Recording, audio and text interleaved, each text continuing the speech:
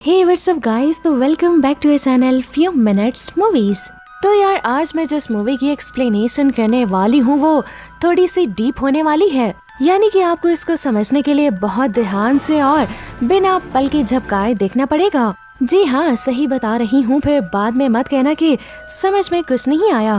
अब यहाँ पर इस मूवी का कॉन्सेप्ट काफी अलग होने वाला है, तो फिर चलिए शुरू करते हैं। तो कहानी की स्टार्टिंग में हमें एक अपार्टमेंट दिखाया जाता है। यहाँ पर हम इस अपार्टमेंट में हैना नाम की लड़की को देखते हैं। हैना के अपार्टमेंट के बाहर उसको कुछ अजीब सी आवाजें आती हैं। फिर तभी कुछ मॉन्स्टर उसके अपार्टमेंट में घुस जाते हैं और उस पर हमला करने लग जाते हैं। हैना उन मॉन्स्टर पर गन से शूट करने लगती है और तभी हमें पता चलता है कि ये एक वर्चुअल रियलिटी गेम था। यहाँ पर ये मॉन्स्टर्स भी उसी गेम के कैरेक्टर्स थे। यहाँ पर हमें पता चलता है कि हैना एक गेमर है और वो भी मॉर्टल लेवल वाली। अब यहाँ पर ये सारी गेम्स कंपनी हैना के पास भेजती है ताकि हैना गेम को लॉन्च करने से पहले चेक करके उनको ग्लिचेस बता सके और इम्प्रूव करने वाली बात भी बोल पाए। लेकिन अब यहाँ पर हैना को इस गेम में भी काफी सारे ग्लिचेस मिले थे। अब हैना ये बात एलेक्स को कॉल पर बताती है, जो उसको गेम और इक्विपमेंट के सैंपल भेजा करता था। और एक ऐसे ही गेम का इक्विपमेंट का सैंपल हैना के पास आने वाला है। यहाँ पर हैना उस पार्सल को देखने के लिए बहुत ही एक्साइटेड थी। फिर अगले दिन हैना का पार्सल आ जाता है, लेकिन हैना डोर ओपन करने से डर रही थी क्योंकि हैना को अपने अपार्टमेंट से निकलने में डर लगता है, वो भी लोगों की वजह से जिसको इंट्रोवर्ट डिसऑर्डर कहते हैं। फिर वो डिलीवरी बॉय को भी दूर खड़े होने का कहती है और बहुत मुश्किल से दरवाजे को ओपन करती है। यहाँ पर उसको एक बाहर बच्ची भी नजर आती है। वो बच्ची हैना से अपार्टमेंट में अंदर आने के लिए कहती है, लेकिन हैना उसको मना करती है कि वो ऐसा नहीं कर सकती। फिर हैना साइन करके पार्सल अंदर ले लेती है।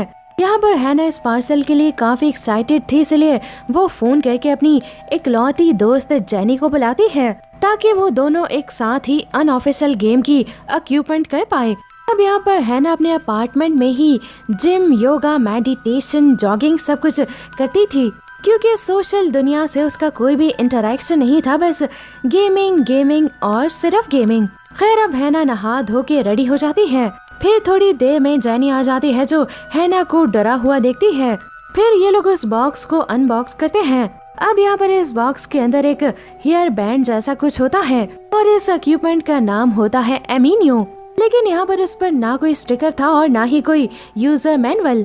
अब जैसे ही हैना उस बैंड को निकाल कर यूज करती है, बैंड हैना के कंप्यूटर से खुद ब खुद कनेक्ट हो जाता है और इस बैंड के ओमिनियो इस रूम में लगे हुए स्पीकर से कनेक्ट हो जाते हैं।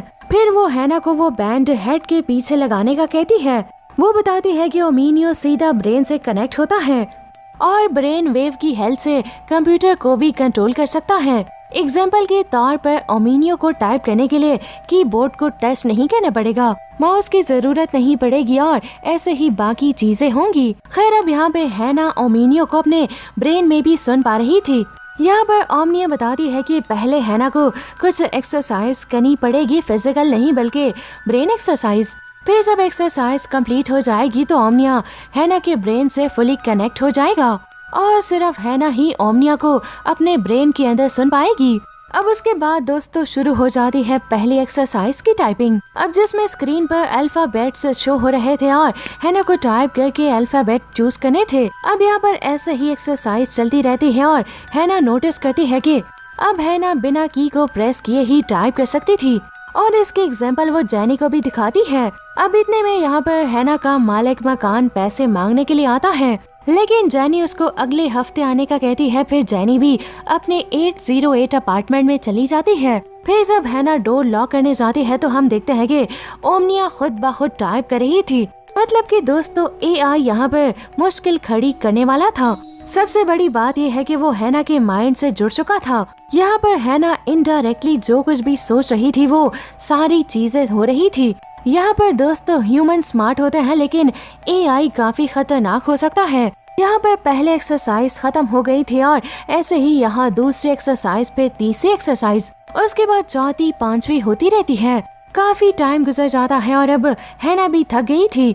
अब यहाँ पर ओमिनियो हैना को आराम करने के लिए कहती है और फिर हैना सोने चली जाती है, जहाँ पर हम हैना के ड्रीम में एक बर्ड्स को देखते हैं। फिर जब सुबह हैना ब्रश कर रही होती है तो उसके जम्स में से ब्लड आने लगता है, लेकिन हैना इस पर ज्यादा ध्यान नहीं देती। अब इतने में एक छोटी बच्ची हैना के अपार्टमेंट का दरवाजा नॉक करती है, लेकिन हैना इस बच्ची से इतना डर नहीं रही थी। हैना अंदर से ही उस बच्ची से बात करने लगती है और ऐसे ही देखते देखते उन दोनों के बीच में बॉन्डिंग होने लगती है और ऐसी बॉन्डिंग हैना की जेनी के साथ थी। अब यहाँ पर वो बच्ची टेट्रिस नाम के एक गेम को खेलती थी। यहाँ पर हैना को भी वो गेम काफी पसंद थी और वो उसकी बचपन की फेवरेट गेम थी। फिर वो बच्ची वहाँ से चली जाती है। हैना उस बच्ची को वो गेम को देने के लिए ढूंढने लग जाती है, जहाँ पर हैना अपने डैड की पिक्चर्स को देखती है और एक बॉल भी जिससे वो खेला करती थी। फिर वो उस बॉल को बिस्तर पर ही रख देती है। अब सीन शिफ्ट होता है और हम जेनी और हैना को देखते हैं। यहाँ पर दोनों खूब डांस करते हैं। अब जेनी ने हैना के फोन से सॉन्ग प्ले किया था बिना हैंड यूज करे, वो भी ओमनियो की हेल्प से। फिर तभी हैना जेनी के हाथ पे कट लगाने का कहती है क्योंकि ये आखिरी एक्सरसाइज थी फील करने के लिए, लेकिन जेनी इसके लिए एग्री नहीं होती और वहाँ से चली जाती है। फिर हैना को ये काम खुद ही करना पड़ता है। यहाँ पर हैना डर तो रही थी लेकिन अपने हाथ पर एक कट लगा लेती है। आखिरी एक्सरसाइज अब पूरी हो गई थी। अब यहाँ से हैना उस गेम को खेलना शुरू कर देती है। फिर तभी हम देखते हैं कि जो हैना बिस्तर पर बॉल को रख के आई थी वो एंटिटी आकर उसे उठा लेती है। फिर अब यहाँ से हैना का रिस्पॉन्स 0 हो जाता है, मतलब कि हैना अनबीटेबल हो जाती है और उसका कॉन्फिडेंस लेवल वापस आ जाता है।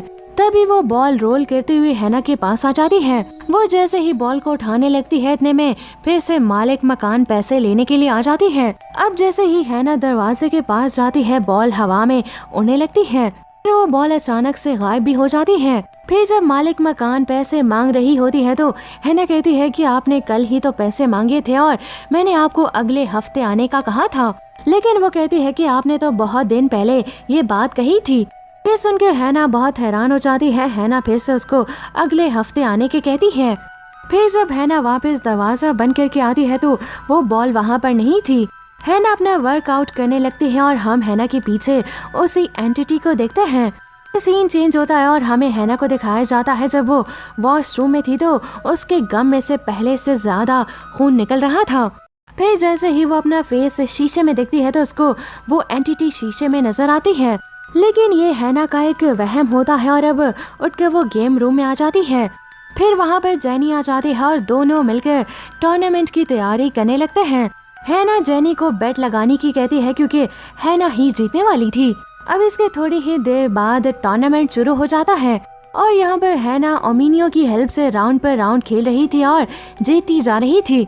अब यहाँ पर जेनी हैना पे बेट लगा ही रही होती है कि अचानक से हैना को स्क्रीन में एक हाथ निकलता हुआ दिखता है, लेकिन जेनी को ऐसा कुछ भी नजर नहीं आ रहा था। इसलिए हैना जेनी को गेम खेलने का बोलकर दूसरे रूम में चली जाती है। हैना को कुछ भी समझ में नहीं आता कि हुआ क्या है। जेनी हैना को कहती है कि मैंने तुम्हें किसी भी तरह करके अगले राउंड तक के लिए स्कोर दिलवा दिए हैं। फिर हैना जेनी से उसे छोटी बच्ची के बारे में पूछती है, लेकिन जेनी उसे कहती है कि हमारी बिल्डिंग में कोई भी छोटी बच्ची नहीं रहती। उसके बाद हैना जेनी को कहती है कि मेरी मॉम को भी एग्रोफोबिया था और शायद मेरी मॉम भी इस अपार्टमेंट के अंदर खत्म हो गई थी। फिर अगली सुबह जब जेनी अपने घर चली जाती है तो हैना डोर लॉक करके वापस आती है तो दरवाजे पर वही बच्ची थी। फिर हैना जल्दी से जाती है और टेट्रिस गेम लेकर आती है। फिर वो देखती है कि दरवाजा अपने आप ही खुल गया था। जब हैना बाहर जाकर चेक करती है तो वहाँ कोई भी नहीं होता। फिर तभी अचानक से उसके रूम का दरवाजा अपने आप ही बंद हो जाता है और उसको वही एंटिटी दिखाई देती है जो जोर जोर से चिल्लाने लगती है। लेकिन यहाँ पर हैना देखती है कि वो अपने रूम से बाहर गई ही नहीं थी। फिर वो और भी ज्यादा डर जाती है और समझ नहीं पाती कि आखिर यहाँ पर हो क्या रहा है। खैर अब एलेक्स को हैना फोन करके सारी बात बता देती है, जिसने हैना को अमीनियो टेस्ट करने के लिए भेजा था। फिर वो उसे पूछती है कि क्या बाकी टेस्टर्स ने भी अमीनियो के खिलाफ कोई कंप्लेन की है, लेकिन एलेक्स कहता है कि ऐसा कुछ भी नहीं है। अब हैना फोन रख के उसी बच्ची को फिर से देखती है और वो हैना से कहती है कि मैं तो हमेशा से यहीं पर थी। फिर उस बच्ची के पीछे हैना उस एंटिटी को भी देखती है और फिर से चिल्लाने लगती है। अब यहाँ पर हैना हवा में उड़ रही होती है और अचानक फिर से सब नॉर्मल हो जाता है। फिर यहाँ पर वो ओमिनियो से पूछती है कि क्या तुम ये सब कुछ कर रही हो, लेकिन ओमिनियो से कहती है कि जो तुम सोचोगी वही होगा, मेरा खुद का कोई दिमाग नहीं है। अब सीन कट होता है और हम नोटिस करते हैं कि हैना और जैनी टूर्नामेंट का रिजल्ट देख रही थी। तभी हैना के एक्सप्रेशन बिल्कुल बदल जाते हैं। तभी अचानक से जैनी भी गायब हो जाती है। तभी हमें विजन्स दिखाया जाता है। हैना होश में आती है और वो नोटिस करती है कि वो टूर्नामेंट जीत गई है, लेकिन जैनी वहाँ कहीं भी नहीं थी। जैनी का फोन वहीं पर पड़ा हुआ था। इतने में मालिक मकान आती है और कहती है कि किराया मिल गया था। अब हम एक सीन में देखते हैं कि हैना जब नूडल्स खा रही होती है तो वो असल में कीड़े होते हैं।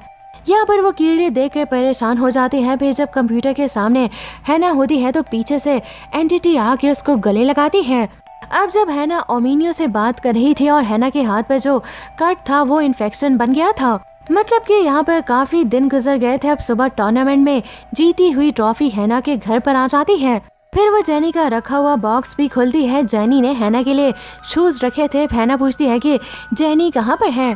इतने में जैनी हैना के सामने होती है और उसको गले लगा लेती है। अब हैना देखती है कि उसके हाथ में एक चाकू है और उसने जैनी को स्टैब कर दिया है। हैना पुलिस को फोन करने के लिए जाती है। इतने में जैनी वहाँ से गायब हो जाती है। हैना को फिर से वो बच्ची नजर आती है और हैना अब वो बैंड बाहर निकालने की कोशिश करती है, लेकिन बार बार वो बैंड हैना के सर पर आ रहा था। हैना डर जाती है और अपना सामान पैक करके वो जैनी के पास जाती है। तभी उसको बाथरूम के पास कुछ दिखाई देता है। बाथरूम में जाकर देखती है तो असल में जैनी की लाश होती है, जिसकी हालत बहुत खराब हो गई थी। हैना बाथरूम से बाहर जाती है तो देखती है कि अपार्टमेंट की हालत भी बहुत खराब थी। फिर वो बाथरूम से निकल कर जैनी के अपार्टमेंट में जाने लगती है। फिर जैसे ही वो जैनी के अपार्टमेंट में जाती है वो नोट करती है कि वो खुद जो जैनी को गले लगा रही है और खुद के अपार्टमेंट में ही जैनी को स्ट्रैप कर देती है। फिर वो मॉन्स्टर जो हमने शुरुआत में देखे थे वो हैना का पीछा करने लगते हैं। वो उनसे बचती हुई टेरेस में आ जाती है। अब यहाँ पर हैना की इकलौती दोस्त मर चुकी थी और जैनी को उसे नहीं मारा था, इसलिए वो खुद भी टेरेस से कूद जाती है। लेकिन तभी वो नोटिस करती है कि वो तो अपने अपार्टमेंट में ही है, क्योंकि ओमनियो को पहले से ही पता था कि हैना क्या करेगी, इसलिए वो हैना को मरने नहीं देगी। यहाँ पर सबसे बड़ी बात, यहाँ पर सारी बातें वर्चुअल हो रही थी। मतलब कि हैना का दिमाग ये सारी चीजें उसको दिखा रहा था और अब पता चलता है कि वो एंटिटी कोई और नहीं हैना की मॉम है और वो बच्ची बचपन की हैना खुद थी। अब हम नोटिस करते हैं कि हैना के अपार्टमेंट में पुलिस आ जाती है जैनी को ढूंढते हुए, क्योंकि जैनी बहुत दिनों से गायब थी। यहाँ पर दोस्तों जो एआई सिस्टम ओमिनियो है उसने हैना के दिमाग के साथ टाइम मैनिपुलेशन किया था। इसकी वजह से हैना को वक्त का पता ही नहीं चला और इसीलिए तो लैंडलॉर्ड ने कहा था कि 1 हफ्ता गुजर चुका है, लेकिन इसके बारे में हैना को बिल्कुल भी पता नहीं था। यहाँ पर उसको ऐसे लग रहा था कि 1 ही दिन गुजरा है। जैनी की लाश इतनी सड़ी हुई मिली थी और हैना के हाथ पे जो कट था उसमें से 1 ही दिन में इन्फेक्शन कैसे हो गया। पुलिस जैनी की बॉडी को देखती है और हैना को अपने साथ ले जाते हैं। मूवी के एंडिंग में हम हैना की मॉम को फिर से देखते हैं, जिसका मतलब है कि हैना ओमिनियो के माइंड ट्रैप में अभी भी फंसी हुई थी और ये सभी कुछ हैना को कंफ्यूज करने के लिए था। मतलब कि हैना जो कुछ भी अपने ब्रेन में सोचेगी वो सब कुछ हो जाएगा। और फिर दोस्तों इसी के साथ ये मूवी, ये कहानी दी एंड हो जाती है।